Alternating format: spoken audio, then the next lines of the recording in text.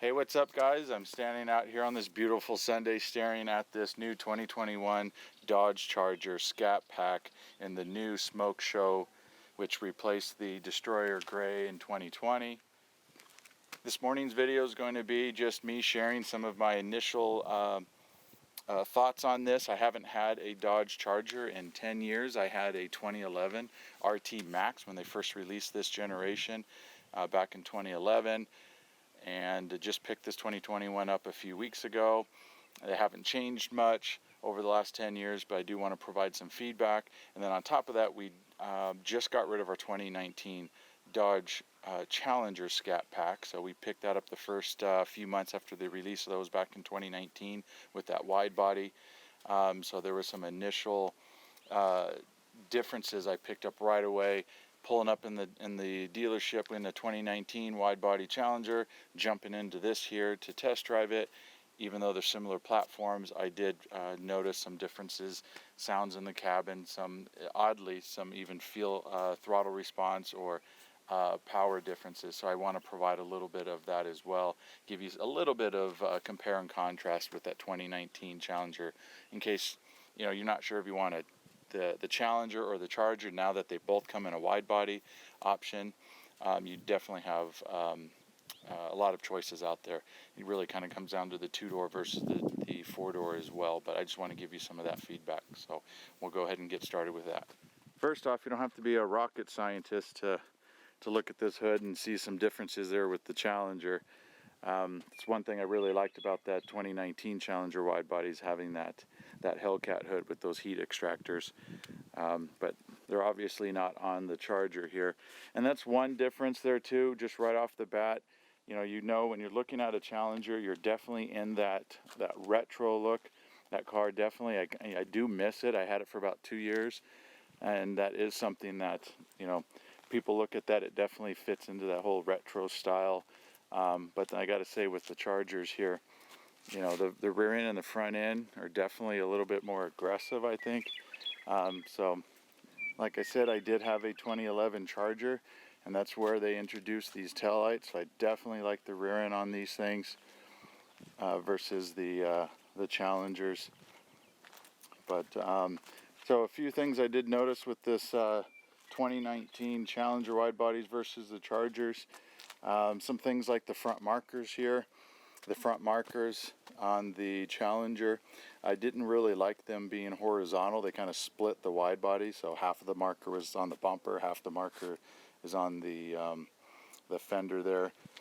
So these markers here are definitely a little bit more aesthetically pleasing, I would say. I have the same package on the Challenger. I had the Demon wheels. I was looking for 2021, I believe.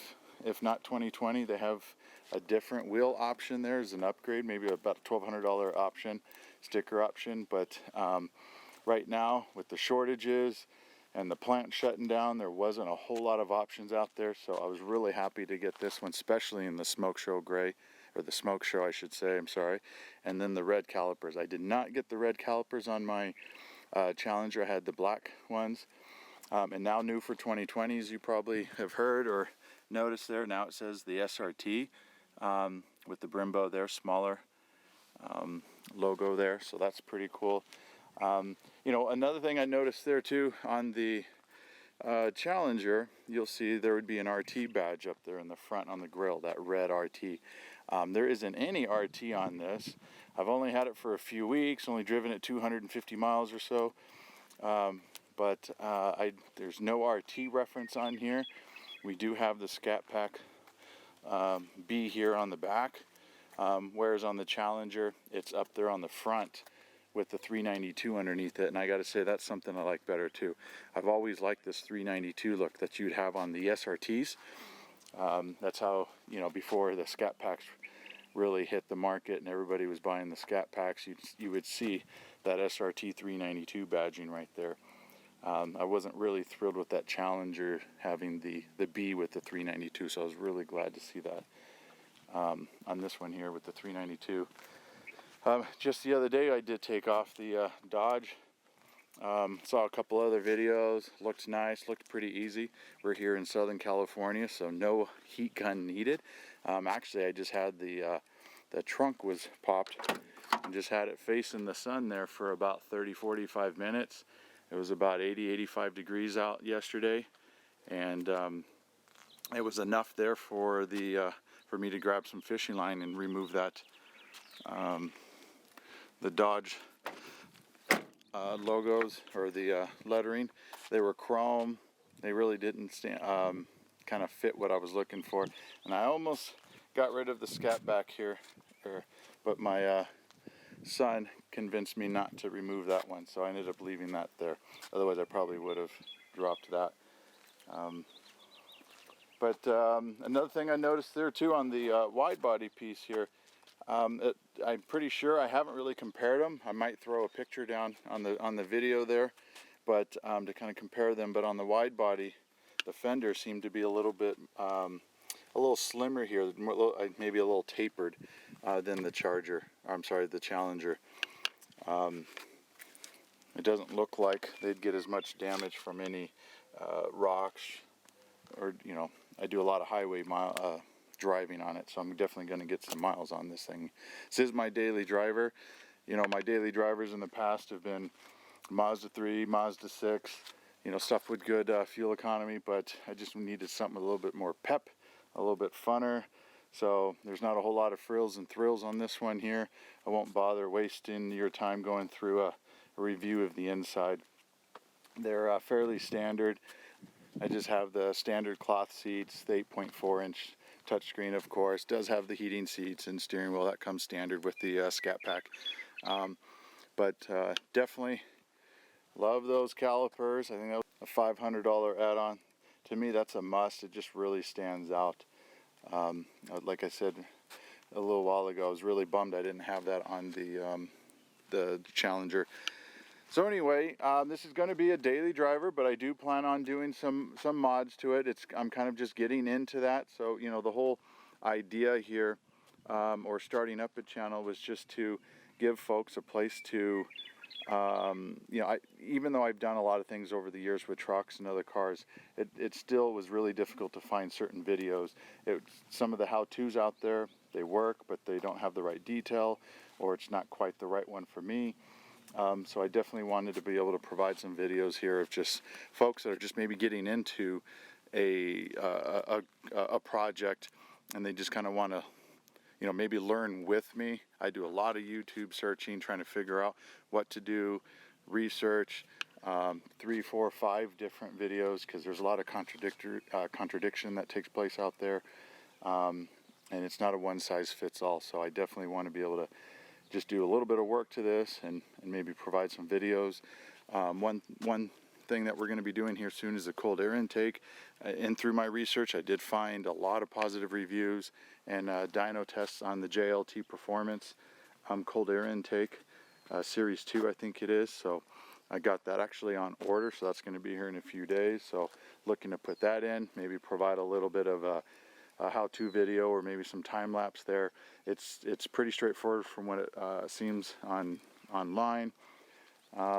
Also the catch can, I'm kind of my 2011 Hemi that I had, only had it a couple years. YouTube wasn't as big then as it is now. I wasn't really looking up YouTube, so I didn't even know anything about a catch can, but apparently that's something that we should have on the Hemis here. I'm not even going to try to pretend to tell you I know exactly why, but I did some research and it seems like it's a must, so I'm definitely going to get that catch can. I have that on order. That was supposed to be here this weekend. Now it's going to be arriving tomorrow. And then, so I'll provide a video on that. In the description, I'll provide the link. And it was only about 130 bucks, so it wasn't too crazy. In addition to removing the Dodge emblems here from the back, did get a little of a tint kit I had seen on there to black out the tail light. So it was fairly inexpensive, 25 bucks on Amazon. So I have that actually already. I just haven't set aside any time to put that on. Mud flaps I did get. I think get a better view on this side here. Some JLT rear mud flaps. Those went on really easy, and I think like 40 bucks. You know, some lessons learned from my Challenger. The 2019 wide body Challenger was, I definitely got a lot of gravel, road debris, ended up on those rear fenders there. So I'm looking to put on some here in the front. I did notice for the 2021 at least, it did come with the factory front mud guards. They were in the trunk when I got the car. So I might end up putting those on, or maybe I'll pick up another set of these ones from JLT and put those up there in front.